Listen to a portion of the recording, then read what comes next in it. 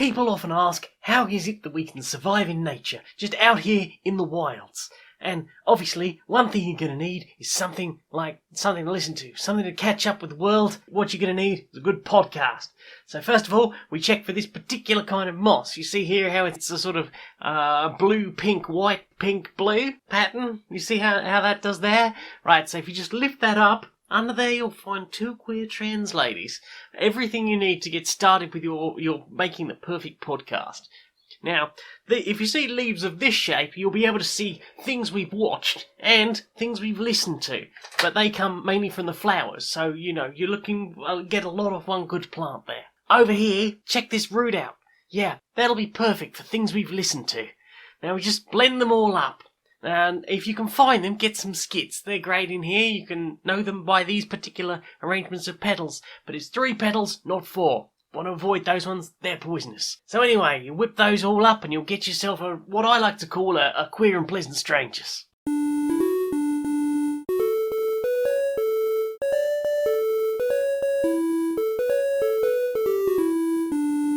Greetings, strangers, queer and pleasant. I'm not Laura Kate Dale. And I'm not Jane Eyres Magnet. And welcome to another episode of Queer and Pleasant Strangers, that podcast where 2 queer trans ladies do some skits and some voices, have a bit of a catch-up, talk about our weeks. How are you doing, Jane? I'm okay, how are you?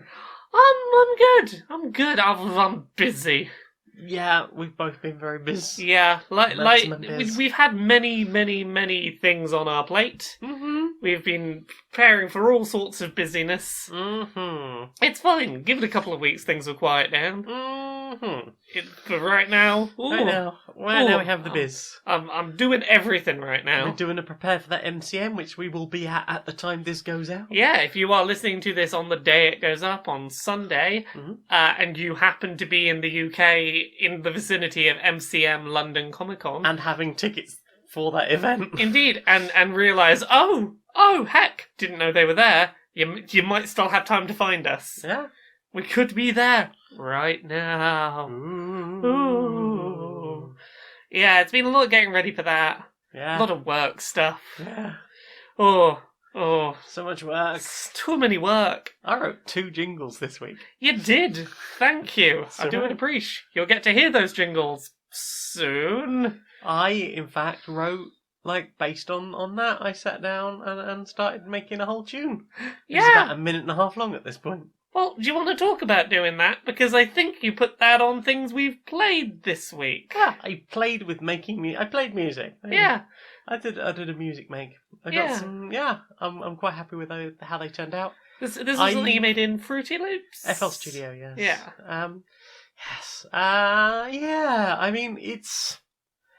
I first started making music in things like Music on the PlayStation and EJ, which I got a free copy of on, I think it was PC format, maybe 2-3 decades ago. I made a lot of music with that, and FL Studio's well, actually, we're just going to give you instruments. We're not going to give you Samples and loops and things to start from. It's I have no musical talent. You have musical talent. You have more than I do. You created the jingles, what you hear on this show. And on Biddly Diddly Hiddler. Biddly Diddly Hiddler. Badly designated. And on other things that might get heard in the future. I feel like I've done one for someone else as well, and I can't remember what it was. Yeah, it's... I don't think I'm good at making music. I can't work out how to put more than one instrument in a thing, apparently. And I've really tried, but I can't do one instrument, so you're ahead of me. Ultimately, it's just listening to the same things over and over again. And if it goes melody, twang, you've probably played it badly. But you have a little piano roll thing, so you just slide it up and down until sounds happen correctly. And sometimes you Google what chords are, and you go, I imagine those 2 notes will sound well together. What's a chord? It's It's some notes played together that sound good. Harmonise, but I think there's bad chords as well. They're still chords. Oh, don't use the bad chords. I think they're still considered chords, so I guess it is just notes played rather than necessarily harmonious or. I don't know. We're not a show for music theory. No. We're a show for occasionally.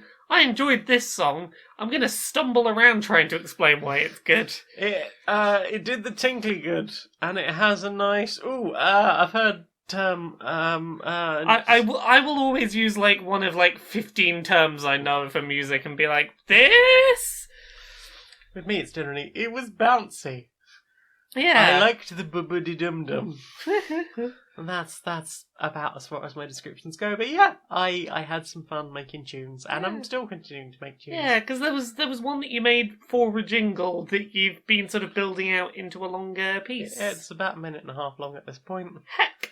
And I've got ideas about where it might go next. Yeah. So maybe at some point I'll stick it on the end of an episode of this as a bonus. I think people would enjoy that. Maybe. I said maybe. So what have you played this week? Oh, I don't think I've played much this week. We've been too busy. Yeah, I'm getting closer and closer to the end of my my Pokemon shiny hunting quest. So close. Yeah, so I'm continuing on my quest for all 171 shiny Pokemon in Pokemon Let's Go, and at the time of recording this, and it may well have changed by the time you hear this, I've got one Pokemon left to find. It's a shiny Lapras. I'm going to do if I've got time, the day after recording this, I'm going to do a stream to try and find it. But I'm hunting for a shiny Lapras, and I think that's all I've got left now. Shiny Lapras, you've been gone too long in the Midnight Sea. Yeah, I got past Kabuto, which was the nightmare, because resetting to hatch fossils that are really hard to find is a very time-consuming thing, and you can't raise the shiny odds. But yeah, what about you? What have you played? I played some Shovel Knight Treasure Trove on the Switch. Oh, yeah. I've never played a Shovel Knight game before. Oh, heck. I always looked at them and gone, it looks like a Master System game, and I was very bad at those. How are you getting on with it? I die a lot, but it's kind of forgiving because it has checkpoints. Yeah, unless you decide to destroy the checkpoints. I didn't know you could destroy the checkpoints. Yeah, you know those checkpoints, the little like crystal ball things, you Yeah. can see like a gem inside them? Oh, can you? I thought you could see like blue fire. Or something. They're on fire, but there's like a gem in them. Oh, okay. If you decide, you can smash the checkpoint and get the treasure out, but you'll have no checkpoint. And if you die, you go back to the previous checkpoint. Which I think is a neat mechanic that I never used. I mean, maybe like once you've been through a level a few times, because you can replay as often as you like. So Yeah. Like, it's a cool mechanic that I never made use of. Yeah. But, no, it's got fair checkpointing, and it doesn't feel like it punishes you too much for There's no failure. lives. It's adorable. It is very cute. I mean, like, and people say, like, well, you know, you had lives back in the day and it extended the value of them, but not really, because most of them came with passwords. Yeah. So you'd just end up going back to wherever the password was. It was just a longer process to reset the damn thing. Yeah, exactly. Yeah. But yeah, it's one of the few games of that kind that I have made it through to the end of. Like, I will rarely finish like a Mega Man or something, and this definitely has a similar feel, even though it's, you know, it's not shooting, it's melee. But I got to the end of this, I completed Shovel Knight, and I was like, this was very attainable. Nice. I mean, the only problem I really had with it was the controls weren't immediately explained anywhere I could see. Yeah. So I was like, I'm not quite sure how I do the downward thing. So I'm pressing down and then hitting slash, and it was just cancelling out of the down thing. Yeah. I was like, oh, okay, I just press down, it's fine. Yeah. Took me a while to work it out, but I got there in the end. I have magic now, which is a pain, because I was using that button to attack things, and now I have to use the opposite button.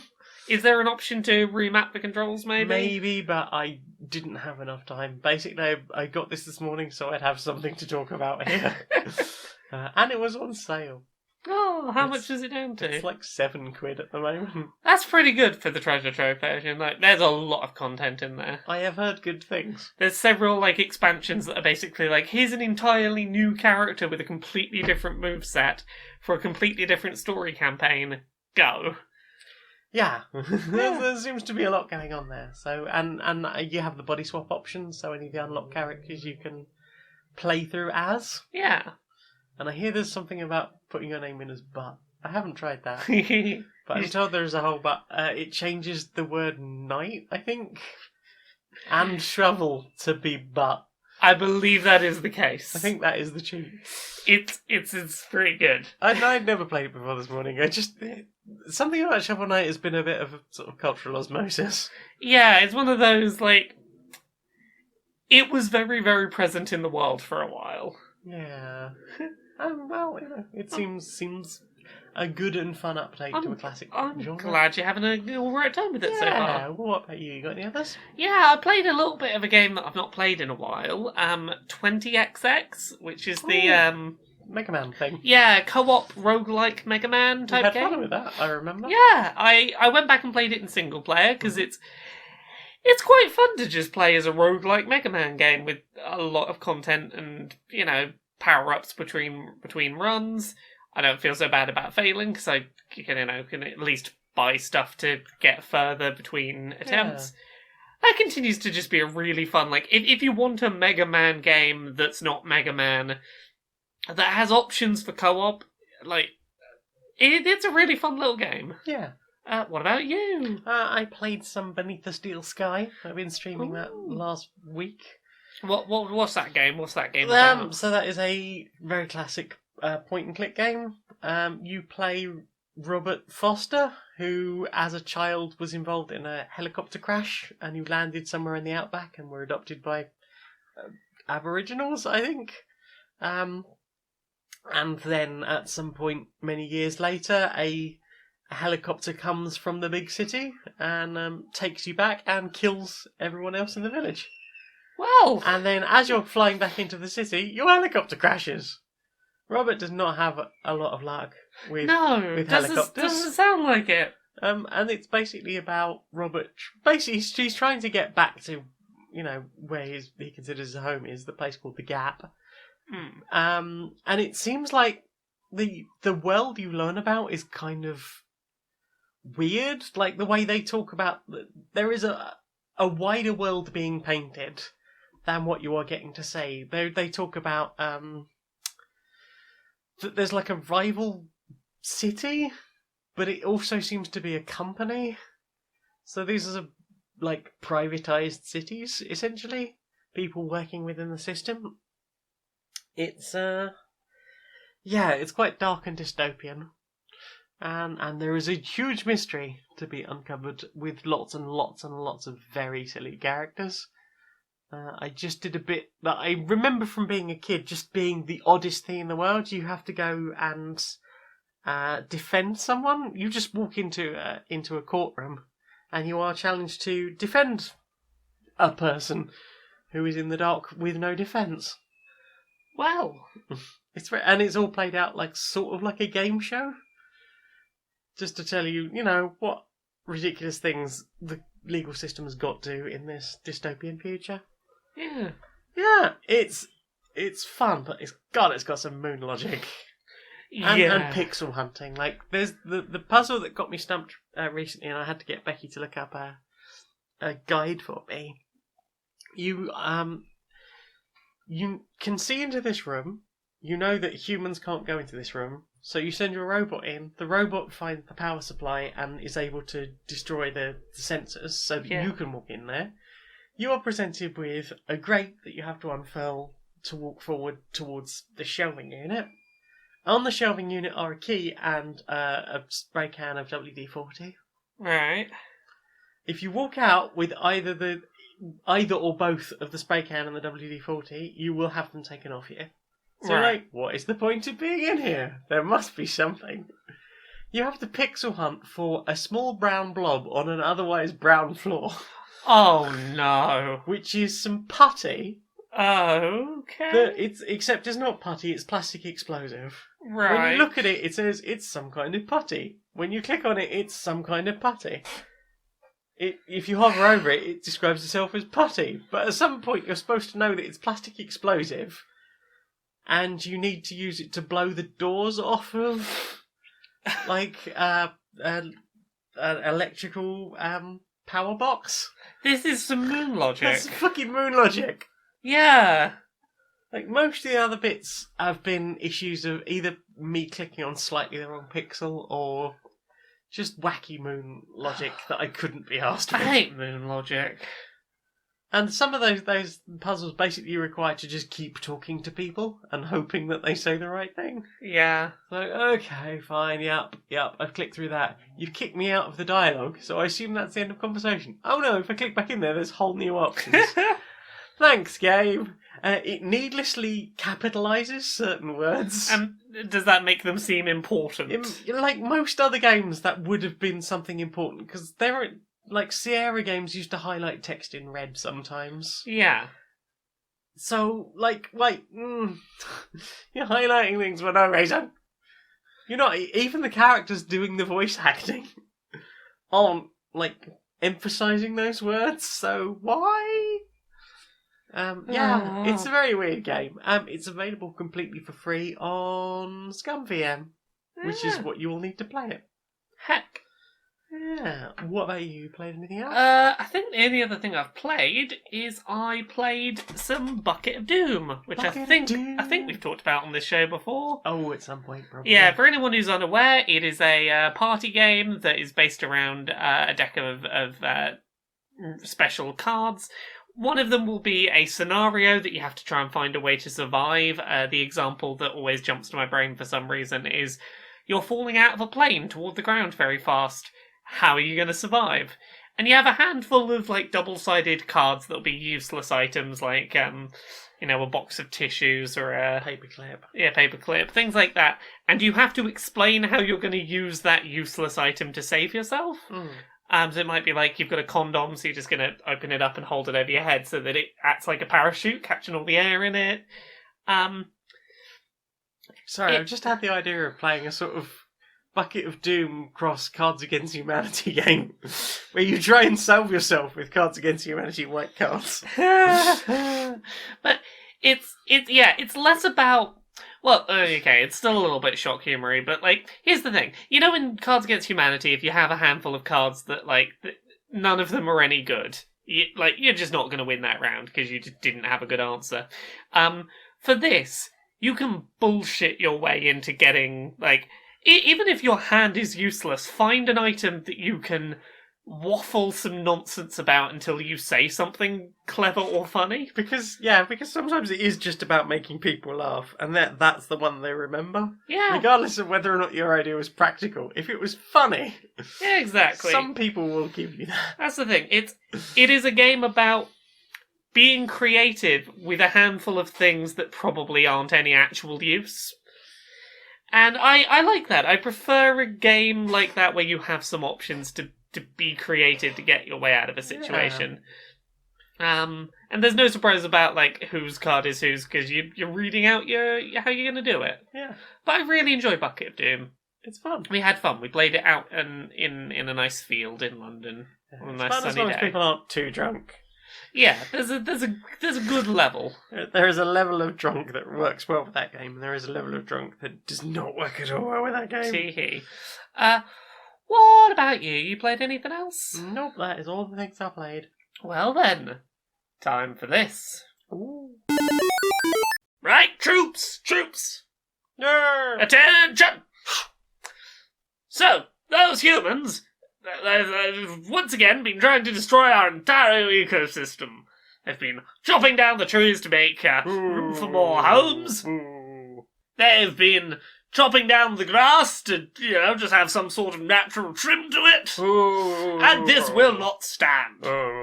We cannot settle for our kind being defeated time and time again on the battlefield. So, are you ready, soldiers, to fight back? Hi. So, wave 1, we have the tree pollen. The tree pollen will be our first line of attack. They shall, hit off the weaker ones, the ones that are more susceptible to the pollen. Make sure we get them out of the season nice and early. They'll be incapacitated, unable to do anything. Right up there, nosy Sarge. And second up, we have the grass pollen. Those will get the people who were cutting the grass we mentioned earlier, because, they try and cut the grass, suddenly they're sneezing, they've got to stop mid-job. They can give us a buzz cut, but we'll fuck them up. Lastly, our final line of defence, we have the floating pollen types. They will be there, just sort of hanging around in the air, so that humans have no choice. The pollen attacks will permeate the air no matter where they go. They will somehow find their way in. They will get up those noses and they will not dislodge. Those are not small bits of pollen. Lies a bit for Sarge. Prepare for battle! Okay, prepare for battle when we get a strong breeze to blow the pollen! I'm thinking very, very breezy thoughts, Sarge. Oh, beat. Come on. Do you find that you and your neighbour have an uneasy truce? Mm-hmm. Are you constantly listening to their baby cry through the wall? Oh, tell me about it. Are you also consistently worried that they're going to get annoyed that you keep having very loud sex on the other side of the wall? Just every time she spanks me, there's just so much resonance. Well, it seems like you need pre-made neighbour contracts. Ooh! Our pre-made, easy-to-sign contracts basically allow you and your neighbour to put into writing that you're going to ignore those little things that you do that you know really might be a problem for the other person, but are really honestly balanced out by the things that you do yourself. That seems totally reasonable. Right, you sign here to say that you're going to ignore the baby crying, and you sign here to say that you're going to ignore the subby crying. And signed. Because you know that your neighbour can probably hear it anyway, so let's just formally agree not to mention it. So, what have you put in your eyes? I've started watching an anime this week. An anime? An animu. One of them animal Animals? Japanimals. Japanimals. No, Imagining adorable cats. I have not watched Red an. pandas. No, I watched an anime, one of them Japanese cartoony type shows, called. So it's written Hunter x Hunter, but apparently you just call it Hunter Hunter. You don't say the X. Apparently, correct me if I'm wrong, listeners. I think that's a thing. But It does depend who you ask. yeah, I'm sure it does. So on its surface, the reason I'd never watched it before, like this show's been around since 2011, is it on its surface just looks like another shonen anime, which is the genre of anime that's like Dragon Ball Z, Naruto, big, lengthy, lots of battles, goes on for far too many episodes. Kid is gonna ultimately be the best at fighting, probably face some adversity along the way. That kind of a show. Sort of hero's journeys. Yeah, the sort of anime hero's journey, usually with a male protagonist. It seemed like it was just going to be another one of those. And it's actually ended up being really surprising and breaking some conventions of the genre in unexpected ways and not following the pacing I would expect out of this kind of show. It's cutting out a lot of the padding and filler and we're going to make this fight go on for 6 episodes with lots of monologuing. It's a lot more to the point. Like, it's still pretty lengthy as a series. I think it's like 120-something episodes, 20 minutes long, which is like kind of long, but it's not nearly as long as a Naruto, Bleach, anything in that sort of category normally I'm so goes. glad I've never started any of those. Yeah, no, like Naruto I think it's like 600-something episodes. Wow. It's a lot. Yeah, there's a lot of places where, like, to give some vague examples, at one point in Hunter x Hunter, it starts building up towards this tournament arc, and any one of these shows normally would be like, oh, that's the next 30 episodes of this show, is watching every pair of characters fight to learn their strengths and weaknesses and all that stuff going on, and here's all the cool secret techniques that you didn't know they had. And this show gets to the first episode of its tournament arc, and the protagonist gets knocked out unconscious. He wakes up, it's like, oh no, we had the tournament. Here's what happened. It's over quick. It wasn't actually that important. You're the hero. Here's what happened with you. Here's what happened with everyone else. Let's just keep the plot going. Okay. It's a lot of Anti-trope. a lot of times it feels like it's building up to a trope, and then it doesn't do the trope. Haha! Yeah, and like, I feel like at this point I should expect it to not do the trope, but it's still catching me off guard. It's still like, it's just close enough to the line that it keeps seeming very believably like it's going to do the trope, and then like, no, it's cool. No, we didn't do the trope. We kept you on your toes. It's been quite fun. I've been enjoying it. I don't know how much legs it's got on it, but I have binged about 25 episodes of it in a week. So, yeah, it's just sort of been on in the background while I've been doing other work. So, has anyone pushed glasses up their nose and then the frames, the lenses have gone white? I don't know I can't remember specifically if it's happened, but I feel like it has, because one of the three main characters wears glasses, so probably. Yeah, it's been a really fun, interesting little show. I've enjoyed that a lot, and I intend to watch through all of it over a while. What about you, Jane? What have you been watching? I've been watching so much Trove. Oh, so much Drawfee, huh? What have you done to me? I got you into a good YouTube channel that has a lot of content. Yeah. It is very enjoyable. It's very good content. Yeah. Yeah. I don't like it when they talk over Julia, but it's good stuff. Yeah, they do that occasionally. It's fine. Okay. It's fine. Julia, if you ever get around to watching Cartoon Hell, Julia escapes to Hell Economy Plus. Like, she gets her revenge. Spoilers. She escapes to many layers of hell. It's fine. Yeah, so it's nice watching people draw and like come up with ideas for things. Yeah. Like the one we were watching over dinner tonight was one person draws something horrific, one person draws something cute, and then they try and draw those things in each other's art styles. Yeah. So yeah, it's nice that they do things like that. I watched another one earlier, like upside down versions of characters. Oh yes, and watching them then flip the art the right way up and go, oops, my proportions broke. Yep, my arms are too long. Also, I drew some things on the wrong side of the body, and some things not. It's the same thing that you'll hear them talk about sometimes, where it's like, if I ever have to horizontally flip something, and suddenly it's like, oops, my broken proportions. Oops, I did a thing. I'm sorry. They are all sorry. They're sorry. Yeah, they're all sorry. But what was the one we were watching the other night? Translated Pokédex entries. Like, translated through about 6 languages so they no longer made sense, and trying to create what Pokemon would now have that description. I wanted to see the sort of weird linguistic route. Yeah, how did they get there? Like, if I want to see them go, like, here's, I don't know, like, English to Dutch, then back to English.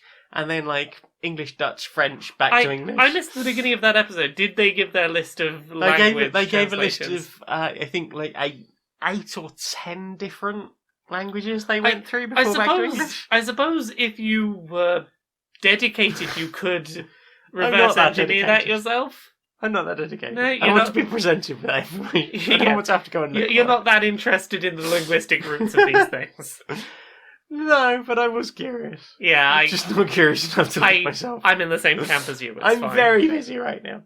Yes, I do not have the time to be an inquisitive linguist. Yeah, I can consume media. I can't go out and engage with anything properly right now. Yeah. There isn't time.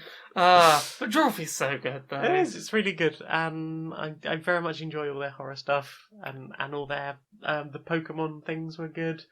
All of their Bloodborne and Dark Souls characters from memory or things they've never heard of based on descriptions. Yeah. It's good stuff. It's very good stuff. Mm-hmm. What about you? You watched anything else? I don't remember if I talked about this last week, but I finished watching Tuca and Bertie. Oh. That's a real sweet show that gets real emotional toward the end.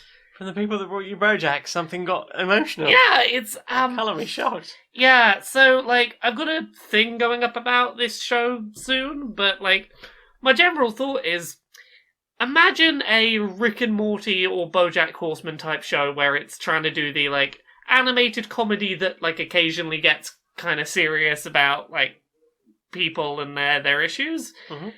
Except the characters actually, like, grow from their issues and talk them through and actually develop as people. And and, support each other and work through their shit rather than just, be tortured, isolated people who will never fix their problems and get isolated by shitty people on the internet, who get idolized by shitty internet people. No, these characters actually are like, oh, we acknowledge we have a problem, and they improve past it. And it was quite a sweet end. It's a sweet ending, but there are some heavy topics in there, but I very much enjoyed that show. Excellent. What about you? We sat and watched something together. What have we watched? 3 Below, Tales from Arcadia Season 1. Oh, this is that Guillermo del Toro thing. Apparently set in the same universe as Troll Hunters, which I've never watched or heard of until Sunday. I've not really watched any of it. I've watched a couple of episodes of Troll Hunters because I heard it was supposedly alright, and you weren't sold on it. I wasn't sold on it enough to stick with it. It seems somewhat forgettable, but 3 Below was quite endearing. It's alright. Basically, the prince and princess of this planet, their parents get assassinated and they have to escape to Earth and try and hide from bounty hunters. They are... And go to high school. Yeah, their ship decides to hide these aliens on Earth in human forms that are, what is it?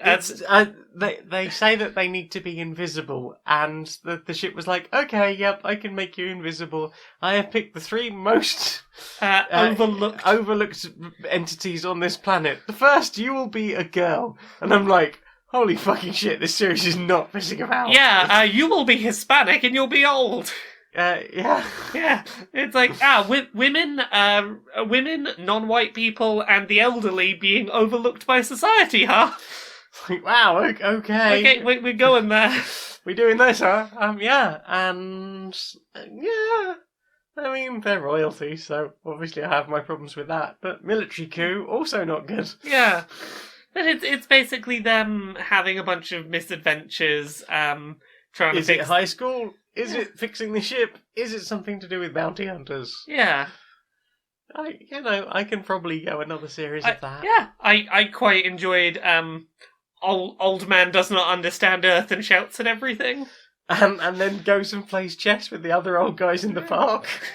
he's determined to be the most victorious, battle-hardy chess player. And yet he's so bad at chess. Yeah, well this is it. He's used to punching his problems away, and now he's a wrinkly old man and trying to strategize. Yeah, strategy is not his thing. His thing is punching people. He's like, I want to be the best at the war, but I don't know how to war.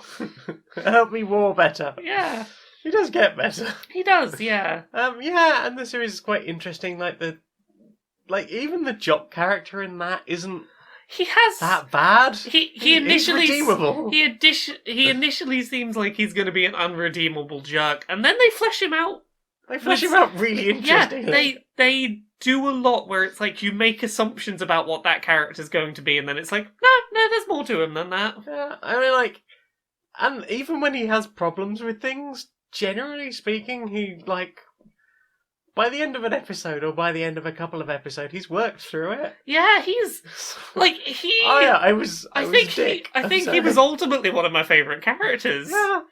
Which is interesting, because usually a series like that, I'd go, okay, the jock, I will ignore you. Yeah, but by the end I was like, no, I want you to be part of the team. I care about you as much as I care about everyone else in this series, which is to say I do not know the name of a single character. Oh, no. Despite watching it for about 5 hours. That's a really good point. I also don't know the name of any of the characters. Now, I don't know how much of that is my fault or not, but... yeah, but that's how I am with series. I need to watch things a lot. But, I can't name a single one, though. No. Not a one. I feel like the name of the guard guy should be really obvious because he was constantly shouting it. Yes. And I still can't remember. Yes, because he always shouts in the third person. Yes. Shouts his name. Yes. I still couldn't tell you what that name is. It's something that has the energy of a Brathorg. The Balthorg or something. That's the sort of energy it has. Yeah, maybe. That's not it, but no. I'm curious now. Let me Google these names and see which of them are in any way memorable. 3 Below. Do. What are your characters called? Why won't you tell me the characters? Aja? Okay. Krell? Okay. Lug was their dog. I remember the pink dog. Varvatos Vex. Varvatos Vex. Varvatos Vex. Yeah, that's the one that I keep forgetting. Varvatos Vex. Oh, and the planet Arcadia 5. It's a lot of space mumbo jumbo nonsense that are not memorable names. I remember Birdie. I think Birdie was like the school executive that showed up to bother them at one point. Oh, there you go. I remember the name of a character. What was the jock's name even? Stuart? Maybe. I think there was the nerdy kid. Yeah, I think Stuart. Oh no, Stuart was the guy who worked at the taco truck. Yeah. Because I know it's another. Oh, Steve Palchuk. This is the jock, I think. Oh yeah, doesn't he call himself the Palchuk a lot? Yeah, that's probably yeah. I'm looking for a first name. The first name was not reiterated very often. Yeah. So that was an enjoyable show. It was fun. I would watch more of that. It didn't require a huge amount of thought. No. Even when I went out of the room to cook dinner, I was able to sort of poke my head around the corner and not feel like I was missing around a huge amount. When I probably missed around an hour. Yeah, you probably didn't miss much. Yeah. My attention was in and out, and I remember the general plot of the series. Yeah, the aliens have the alien teens have forearms. Yeah. They do indeed. The dog. Oh, there's a bit of a Cinderella thing. They've got to get home before they turn back to aliens. Yes, before their glamours wear off or whatever. Yeah.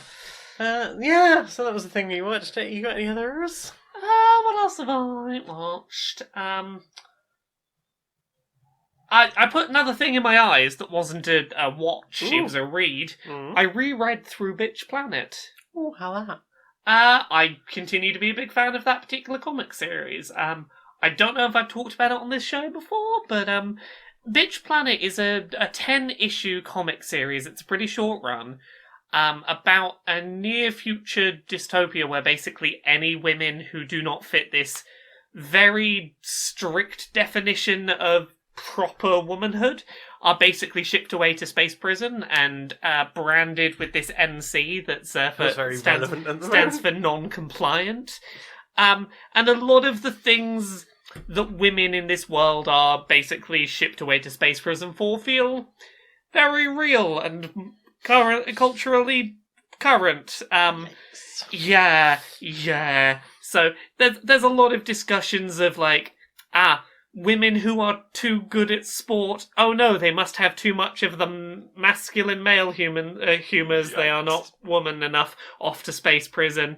A lot of imprisoning of women of colour, unsurprisingly. A lot of commentary. Colour in the penal system. Women of colour in the penal system, and women of colour, being not being granted the same femininity perspective as other women. I'm shocked. That doesn't sound like the prison system at all. No. And probably let me guess, they're all in there under largely spurious. Oh, indeed. Or entirely spurious. Indeed. And so much of it feels so relevant and important right now. How old is that series? It started in, I think it might be 2011 or something. It finished in 2017, so it finished a few years ago. 2 years out, we still haven't got any better. Yeah, there's things in there that really stood out to me as worthy of discussion. One thing that really stood out to me was that there are some female prison wardens in this space prison. All of the prison wardens you see, anytime you see a woman in the prison in a position of power, they're always a well-to-do white woman, unsurprisingly. And there's this whole talk at some point where one of these prison wardens is like, oh no, the system isn't anti-woman, it's simply, anti this, that, and the other. And it really highlights that it's oh, okay, you don't see this as eroding women's rights because it hasn't eroded specifically your rights as a woman yet. Yeah. It's this whole... It's very easy to ignore rights being taken away until it affects you specifically. Yeah, that comic series is like... It's a really good read. I really recommend it. It's very good in terms of intersectional feminism. I was hesitant to start it because I first read this comic book when it was still ongoing, and anything about womanhood can be a little worrying to get into as a trans woman, being like, is this going to be respectful of me? And it really is. They have an arc about some trans women on in the space prison. I believe in the lore of the comic, like, trans women are some of the first women to get shipped up there. Being on the some of the first women who you start seeing like, aha, it's very easy to deny your womanhood and to put you away for that. There's a lot of stuff like at the end of episodes, at the end of issues, if they've dealt with a particular topic, they will always be like, here is letters from the editor about what our consultation process was, and here's things written by people from that minority background, and we give space to people to, like, they do like a debrief afterwards to be like, yeah, no, we're trying to keep our feminist stuff in check and accounted for, which is nice. Yeah, that comic is still just as good as I remember it. Stylistically, it's very much... It feels almost like a parody of like of prison exploitation films as a genre. That sort of very over the top. Some of the shots are done very like male gazy, but then in order to flip and reverse that to do something feminist with it, like it'll use. I'm trying to think of specific examples of tropes from like the exploitation film genre that this does interesting things with. Like, you will have here's the nude shower scene that is here because exploitation film trope, and then someone will break through a wall and find the creepy guard that is has been perving on people in the shower and just beat him up and be like, nope, fuck you.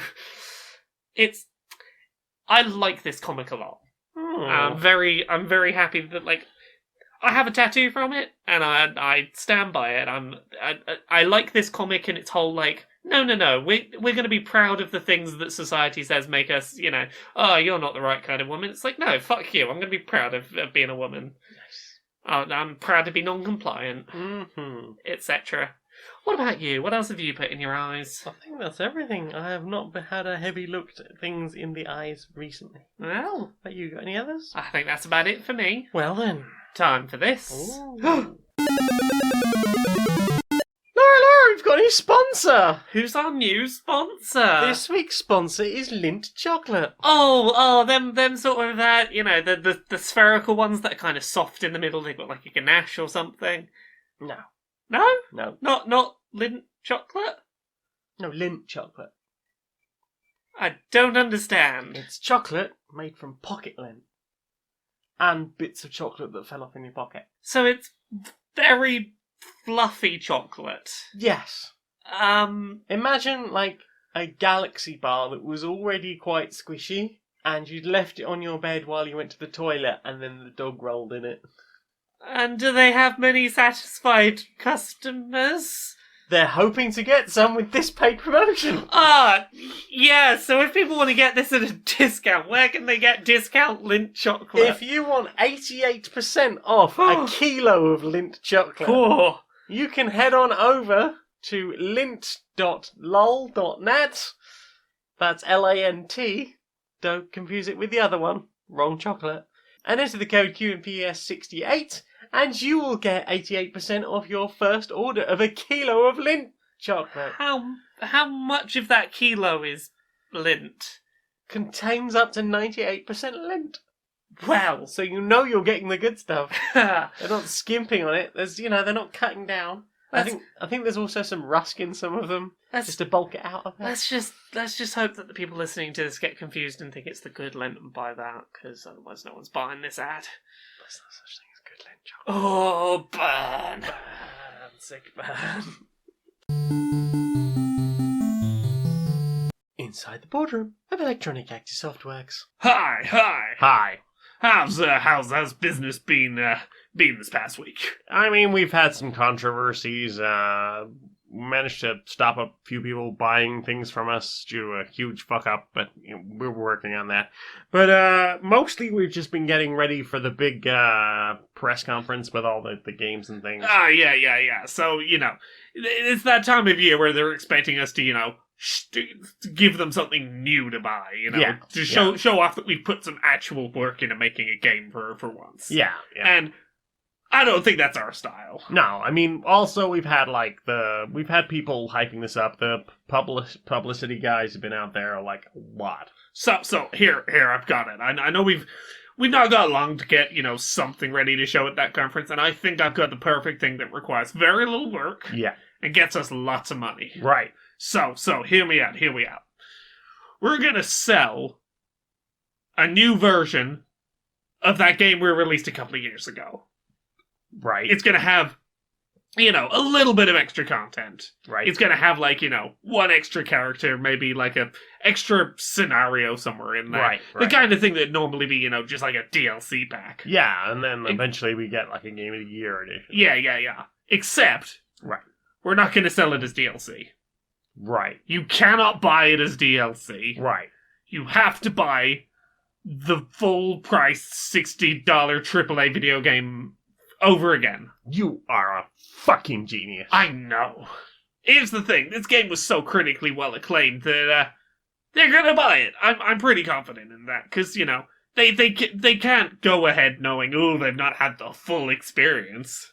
We'll suggest in a trailer that maybe what we've added is actually really important. Yeah. Who cares? Doesn't really matter. Yeah, a little plot maybe. It's an extra story mission. Yeah, it's an excuse to get them back into the game and not buying our competitors' games while paying for a game we barely had to remake. Right. Are we going to update the graphics or anything, or are we going to save that for the remaster? Oh, we saved that for the remaster. But nice. No, we don't give them any option to upgrade the copy they already have. Yeah. No, you want that what should be $5 of extra content? Give us $60. Yeah. I mean, that is absolutely it. You fucking have this. Off to the convention. So, what have you put in your ears? Well, those earplugs, because of the street noise. And because of me snoring. I wasn't going to say that one. That's fine. I'm willing to admit I apparently snore. You snore as well, but yours are tiny itty bitty snores. Aww. Usually. Occasionally, there'll be once now and then, there'll be a night of... Sometimes I sound like a baby dragon. A little bit. It's quite adorable. What have you listened to this week? What have I listened to this week? Well, it's been a busy week, but not a busy week listening to things. Yeah. I listened to some more of the Unexpectables. I've just got to the end of an arc. I don't know how long ago that arc came out. It's been a really nice arc. They had a turtle called Digsby, who's just been this really sweet character for the whole of the last arc, and now he's like, I'm done now, bye. I'm like, no! Digsby was my favourite character. I kind of like Porky, but Digsby. They're back in Alabas now. They've got their own tavern, so every time they do downtime stuff, they go back to the city and sort of hand in all their quest items, sell any bits they've picked up along the way, and then talk about what they're going to upgrade on the thing and upgrade their weapons and stuff. Ooh. Yeah, so I think they're probably going to be quite epic level fairly soon. Oh goodness, they can start pulling out those proper high end, abilities. Yeah, and the DMing's been pretty fantastic. There's been some really interesting stories. Yeah. So much lore woven in there. Ah, I can't remember anyone's name, their real name, character names. I know Borky and Panic. and Greckles. And I think there's 4 of them, but I'm not good with names, alright? That's alright, neither am I. Yay, squad. Yeah, so I've been really enjoying that. There's some fun characters and some there's a lot going on if you like deep lore stuff. There is a lot. Yay. What about you? Have you listened to things? I've been listening to some music again this week. Some music. I found some new tracks I Ooh. enjoyed. So I quite enjoyed a track called, one moment. I quite enjoyed a track called Sleep with a Baseball Bat by Cosmic Johnny. It's a very guitar-led track, masculine vocal line, about being an anxious person who's very invested in the art they make. It uses a lot of space imagery, particularly space as a way to escape the world kind of imagery. Don't want to live on the moon. Don't want to live on the moon. It's as someone who for a long time was I'll be an astronaut one day. That'll get me away from the world. I can empathise with the line of thinking. Lyrically, it discusses. It's basically lyrically about physically fighting off your fears while continuing to follow your passion. Don't be scared out of doing the things you love. Fight off those fears with a fucking baseball bat. I mean, maybe that'd help. What about you? What you listen to? I listened to some. It was sunny. I listened to some classic 70s tracks. I think they're 70s tracks. The Small Faces. Do you know the Small Faces?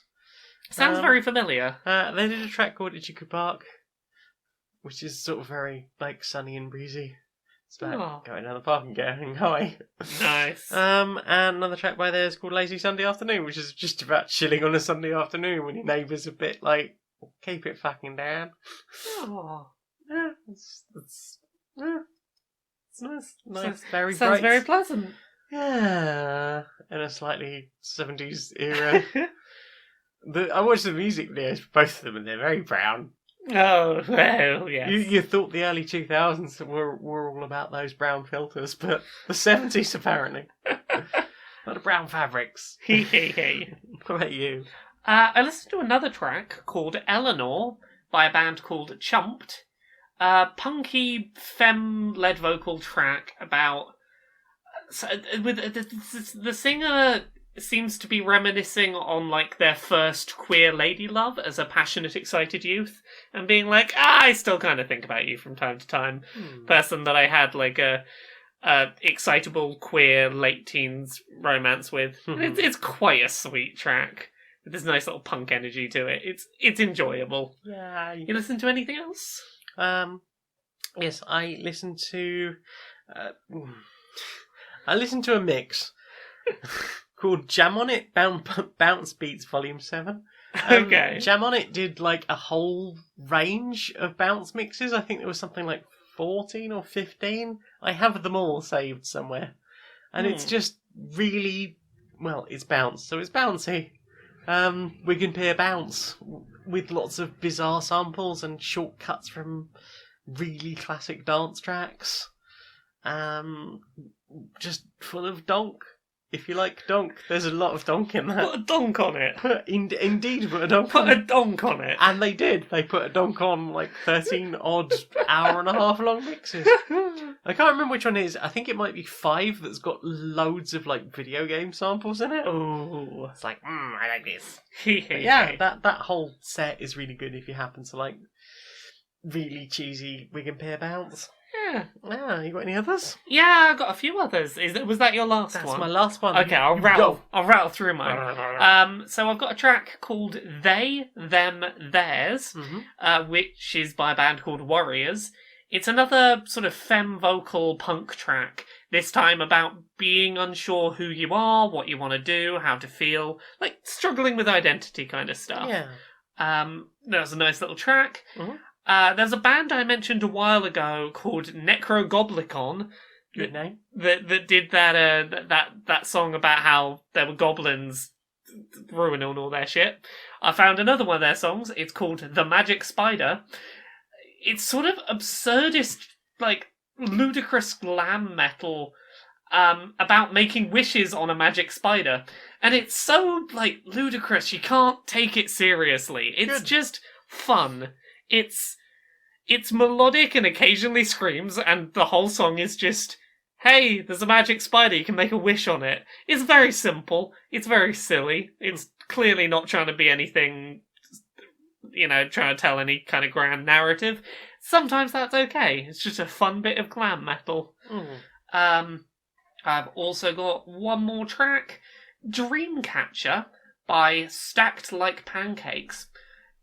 Really interesting little track. It's got a mix of speed rap and more sort of slow melodic vocals across something that the best way I can describe it is at times it feels a bit like ska, but at times this track feels more like rock. Like sort of slower traditional rock. It's got a lot of like use of things like trombones, a lot of those sounds that you'd get in like a ska track. Mm-hmm. But the whole track's just got really interesting changes in vocal pace, musical pace, what types of instruments they're using to make the music up. Mm-hmm. It's kind of like that track Shrimp by Dessa that I mentioned a while back, in that it's kind of a little hard to get a beat on. It's as soon as you feel comfortable and go, oh, I know what this track is, it's doing something new. Okay. And not in a way that feels like rushed or forced. It feels just like a very well-woven track that within about 4 minutes goes in some very different directions. Nice. So I very much enjoyed that. Oh. Well then, I think that's everything we've listened to. I think so. So, time for this. Ooh. So we're looking to do some more classes. We've had a lot of luck with the art courses, the programming courses. It's a fairly simple thing we have. We're basically working through, we need to make sure that it complies to our program. We show lots of online advertising. We tell people that learning the thing is very, very easy with our particular school. Yes, and we will educate them in the thing. No matter how difficult it is, we won't tell them that. And to be fair, we're only going to give them cursory knowledge of anything and explain very little. And there's no actual tutors, just a number of videos to watch. Yes, it's basically just YouTube school that oversimplifies things. Exactly, and charges for the privilege. Yes. Yeah, so what do you think that we should consider teaching people next? Well, have you got any ideas? Have you got any ideas ready? Well, obviously, as you say, we've got art already, we've got computer programming, we've got some counselling lessons coming in, because, how the millennials are all depressed. Yes. Be nice for them to think that they can do something to help. What about these? Maybe we throw in something, something that we can easily teach in simple YouTube videos, Absolutely. like rocket science. Oh, I like your thinking there. Okay, what about advanced neurosurgery? I'm thinking quantum mechanics. Simple 5-minute YouTube video that'll teach you to be a quantum physicist. Exactly. A series of 65-minute videos. We can charge, about 4,000 for that. Access for only a year, though, to watch all of that. Yes. Yes, I think that'd be absolute genius, and yes, I think that's absolutely perfect. And it definitely qualifies you to do all those things. Yes, they will certainly get a certificate. Saying, I went to online neurosurgeon school. Yes, and they can print that out and put that,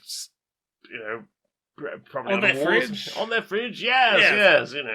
That's about all it deserves. Yeah, their kids could probably colour it in as well for them. We've got a whole family project at that point, right? Then, of course, we send the child on the art school project. Genius.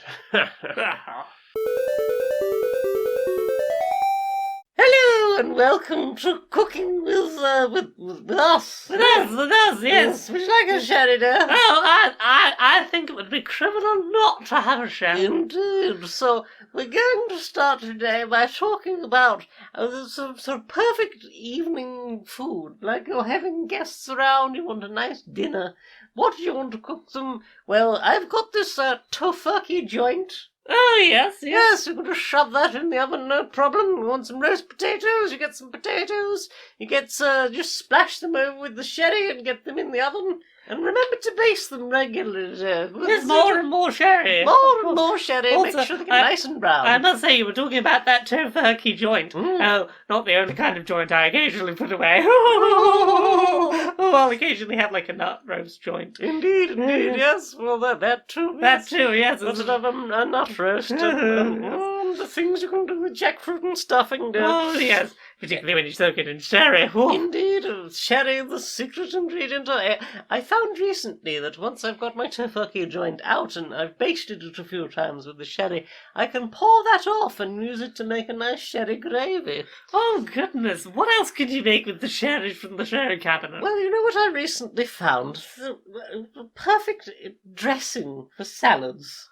Yes. You make a sherry vinegar. Oh, sherry vinegar, you say? Usually I personally wouldn't let sherry get that old. It gets to its peak strength and then that's quite good enough for me, thank you very much. I certainly wouldn't be making vinegar, but apparently some clever sausages managed to keep some away from me for just long enough to whip it into a vinegar. And you know what you can do with a vinegar? A good vinaigrette. There you go, you can sherry up your salads in no time at all.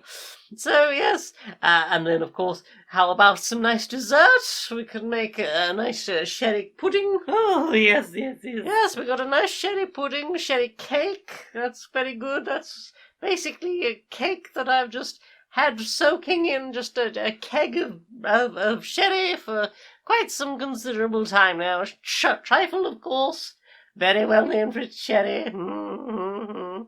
Yes. And then, of course, the next morning you'll wake up around noon and you'll probably want a nice refreshing breakfast, and that's when I like to just splash some sherry over a nice bowl of muesli while I have a nice tea and sherry to get me going. Goodness. Indeed. And before we go, I have one thing I think is vitally important, because I think if anyone's listening to this, the assumption is going to be to use cooking sherry for all of this. No, this is my point. Cooking sherry, no good for anything. Why cook with cooking sherry when you could use sherry? Well, also, if you start cooking with sherry, you'll burn off some of the alcohol there. Exactly. Story time. Let's have a story. What's the story? We're gonna make it up. Oh, we're making a story. Yeah. Oh, ha, ha. So Ragnoval has suggested a person who literally pisses liquid gold. That to get gold to be a liquid, you have to get it really hot. Yep. That sounds mighty unpleasant. There's going to have to be a well-insulated urethra. I would hope so, otherwise that's just going to be mighty horrid. Tricky has proposed another person that figuratively pisses liquid gold. I'm trying to think, like, I had a thought of what character could figuratively be pissing liquid gold. A dominatrix that will do, like, pee stuff. Okay. They're figuratively peeing liquid gold because they can get very lucratively rich from that. It's funny you say that, because Caladri has suggested that the top plot twist is that both of these people are into water sports. So is the one who pees literal liquid gold? Mm-hmm. Are they into water sports? Yeah, according to this, they're both into water sports. So, it's the tale of two trolls called Granite and Marble, and they meet in a nightclub, and it's love at long conversation that goes on all through the night, because it's a troll club. And they don't have clothing time. And then they have spent a wonderful weekend together, just like a really long first date that just expands on from when they met, because they don't have capitalism, so they can just go and do whatever, really. Yeah. They don't have to worry too much about things. Occasionally they go back and water their pet rock, dog, whatever trolls have as pets. And after a long conversation of heartfeltness, they talk about their limits and what they're into, and they both discover that they're into water sports, Granite has always had some some self-image issues. Has always felt they're not like super pretty. They don't sparkle like some of the other rocks. Oh. And Marble's like, hey, I got you, buddy. I got you. Because we both discovered that we're into water sports. I have a treat for you. And then just literal liquid gold. And then that's all covered. And then did I say Granite? I can't Yeah. remember which one I said. Granite is really happy and feels better about themselves. I had a very different story Oh, for that tell me set of about things. yours. I want Mine to is know. a far shorter and more succinct one. Oh. It's a very transactional story. One does the water sports, the other pees in the corner, waits for it to cool so that it turns solid. Here you go, here is the gold. I shall pay you for your services. Oh. There you go. Uh-huh. Very short transactional story. I like yours with your nice sweet trolls that fall in love slowly. That's a better story. But I just felt the need to be like, aha, you have peed on me, thank you. Now I shall be in the corner. Just give me a few minutes. Give me a There we minute. go, it's cooled down. There we go. There you go. Payment. That's sex work is work. Yeah, exactly. And if you happen to accept gold, then I guess is it 24 carat? Who knows? Yeah. Any gold's gold enough. I mean, I'm not a big fan of gold generally. It's good for like cables and stuff. Yeah. Let's see. Nerga suggested that they dread seeing that water bill. Can we have more kink-powered vehicles? Okay. I'm trying to remember. What did we have before that was kink-powered vehicles? I don't know. Okay, I'm trying to think what... The first thing that A comes flying pirate ship, someone suggested. I don't know if that's kink-powered. the first thing that comes to mind when you suggest a kink-powered vehicle is like a horse and carriage, but it's a person that likes getting whipped is pulling it. I guess that'll work. That would be a kink-powered vehicle. Yeah, I mean, that is very literally a kink-powered vehicle. If you had a good water-powered car, you could just, pee in the tank. Yeah, and then I guess that would be like whatever's left over from the water would just be your exhaust. A pea-powered steam engine. Oh, I bet that'd smell hot pee coming out. Yeah. Hot, dehydrated pee We coming never out the said back of... we never said necessarily pleasant, just said that it would be kink-powered. I mean, can't argue with Yeah. that. Someone who's into like being electrocuted, but like because they're sat on the vehicle, every time you electrocute them, it gives a little bit of electricity to the vehicle, and the vehicle moves a bit further. If they want to get anywhere, they're going to have to take that electric shock. Ooh. Get the violet wand. You got any kink-powered vehicles? See, I just imagine like a very energetic, like a dom that's seriously into like a real gym bunny. Yeah. And so they sit, instead of being on like a push bike powered device, it's like one of those really like snazzy spinning bikes you get down the gym, the ones with the weighted wheel, and Yeah. it's and they've got like it attached to a series of spanking paddles. And as it goes round, it spanks all of the different subs, and they just oh, in order, and that somehow pushes the airship. Yeah, there we go. There are some kink-powered vehicles. Yep. Nerga suggested a spirit of vengeance, but for petty things like taking the last cookie or stealing someone's yogurt. A what, sorry? A spirit of vengeance. Oh, a spirit of vengeance. The ghost of I had to wait around on the phone for ages on hold to get a call done that I didn't actually want to do in the first place.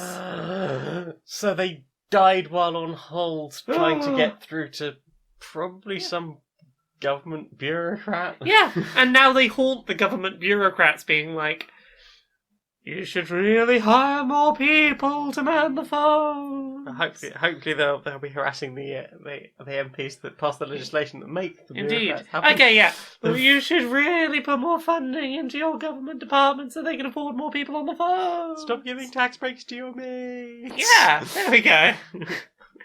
But what else could they be? The ghost of having to wait around at home all day because that parcel is showing up at some point today, but they didn't give you a window as to when. The ghost of waiting for like person to come and fix the boiler. Oh, Like why is it an all-day appointment? Why? The ghost of your kid showed up from school with a slip saying that they have to give money for some nonsense thing tomorrow, and they also have to make some kind of fancy dress outfit, and you weren't given any advance warning. And this is apparently homework, but it seems like you're going to have to do most of the work. The spirit of vengeance of your child being sent home with raffle tickets that they're expected to sell, but your child isn't capable of that kind of thing, or you don't trust them out on the street, so you end up having to be the one selling them for them. Yes. These are all some good ghosts of I'm very upset that I had to deal with this thing. And because they are constantly frustrated by the state of the world, they all meet together for a little support group on a Friday. The ghost of where are all the fucking teaspoons? Nobody knows, but did you see someone once did a time and motion study on teaspoons? Like where they all go. Oh. They basically got this, I think it was like a school or university department, and they labelled all of their teaspoons and then followed them around the campus to watch where they disappeared to. I feel that there should be a spirit for that. Where are the teaspoons? Yes, agreed. Spirit for that. Yes. What other story prompts have we got? I think it looks like that's it for story prompts. That's everything we've got for now. But thank you very much for your suggestions and keep them coming in. And who knows, there will either be one of those or something else. Who knows? This is the segment that maybe one day I'll actually surprise Jane with doing something different rather than meekly suggesting it. Aww. Should we do this thing? If you're okay with it, it's okay. Get it over. I've got a bit. I'm not stopping you doing the bit. I won't stop you. It's okay. Love you. Love you. Right then, time for this. Do you wanna know what I wanna see more of? What do you wanna see more of? I wanna see those brocious Justice Warriors. Alright, Larry. All right, Barry. How's it going, mate? Yeah, it's going well. I'm having a busy week. I'm a little on the tired side, but I'm doing all right. Yeah, it's been. I think as it's getting lighter in the mornings, I'm struggling a bit to stay. We need to get some of them blackout curtains. Yeah, something like that. Yeah. Well, you been up to much? You know, I've been trying to get a bunch done recently. I've been real busy, but you know. As happens sometimes when I'm a bit busy, I've been a little bit forgetful recently. Oh, yeah, no, you just get a bit, it's a bit much on. Brain's got to process a lot. Exactly. There's a lot of stuff that, I'm sure I'm hearing in the moment, but it's just not committing to long-term memory because I've got too many other things sort of wedged in that spot. Yeah, totally understandable. And it's a real thing because I feel really guilty sometimes when when I have a conversation with someone and they're like, I did tell you this already. I'm like, I'm terribly sorry. Well, I think we all get that sometimes, but it's good to be reminded of the things that you've forgotten. Yeah, because I've this is why I put everything down in my phone and stuff, but even then, stuff just slips through. Well, that's the thing. It's like I use a lot of lists for like my to-do list when I'm busy. I don't forget to do the things that I know are coming up. I've got a calendar, so I know what my social obligations are and my meetings are. But sometimes when it comes to a pleasant conversation, you might just have a bit of it slip, and and I think that's a very human thing. It's very easy to assume that if someone forgets something you told them, that it means that that they weren't paying it enough attention, or that they didn't care, or that that it's a poor reflection on them as a person. Yeah, I mean, especially if you know that people have problems with like memory issues and things like that.